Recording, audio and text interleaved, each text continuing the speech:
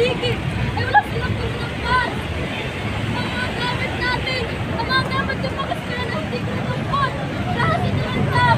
Ano po mangyayari sa atin ay paano kasi ako? Paano ikaw si tatay? Ikaw! Sama ko ba sa mga naman?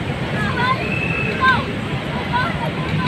Magkala kami sa mga papapagin. Sino? Sino sa inyo? Nais ko lang naman magkaroon ng bahay na uuwian kung saan makakapagluto ang nanay ko. Espasyo kung saan makakapagkaroon ng kababata kong kapatid. Ngunit bakit iyan ay inyong pinagkakapit sa akin? Bakit na? Hindi ko alam kung bakit pati ang aming tirahan ay kailangan niyong kipain. Ang aking anak ay natatakot. Hindi kilabunan. Nanginginig. Ang aking anak ay 2 taong kulang pa lamang. At nasaksihan niya kung paano niyo kukunin, kung paano niyo sirain ang bahay na kumupkup sa amin dito sa Luzon na walang lugar para sa aming mahihirap. Ang aking asawa. Nasaan ang aking asawa? Nakita mo ba siya? Nakita mo ba si Kazan? Kanina ay magpinipila ko siya. Nalaman niya ang aming bahay. Nalaman niya kami magkita. Nasaan siya? Nasaan? Diyos ko! Saan ba ako nagkasala? Masyado ba akong tamad? O di kaya masama sa aking mga kapwa? Hindi ko nga alam kung bakit giniba ang aking tirahan. Yung tirahan na pinaghirapan naming mga mag-asawa.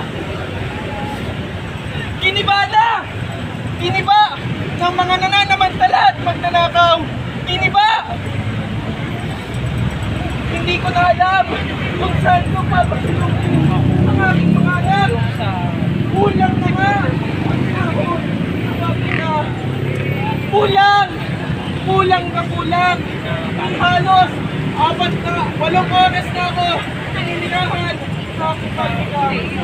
Kulang pa rin. Gawa mo naman ang lahat. Tawagan na mo. Tigil ang emosyon.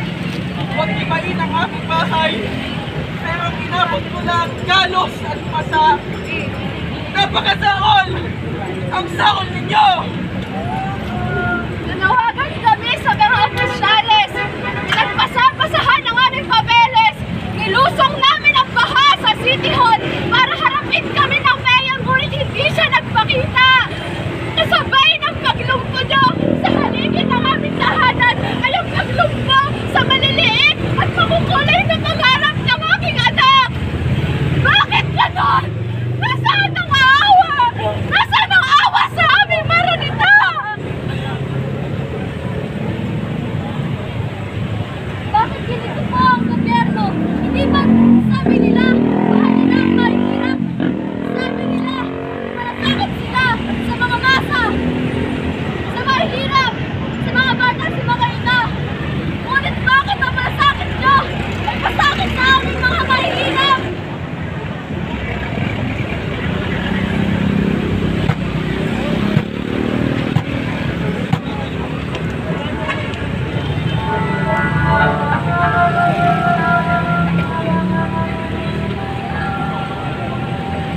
Ikap namin, kami ay mabuhay ng mayaman.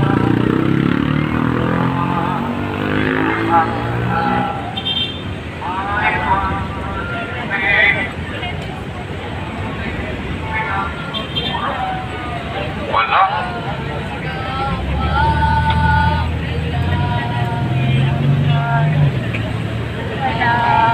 kapwa kinalabangan. Lagi nyo kami pinapalayan. Aming pinawasan. Pinalipat kung saan.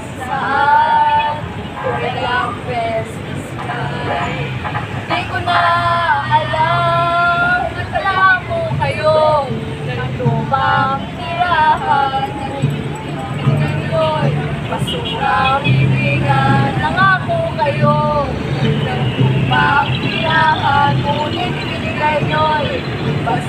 kahilingan ang aming anak, asawa, magulang.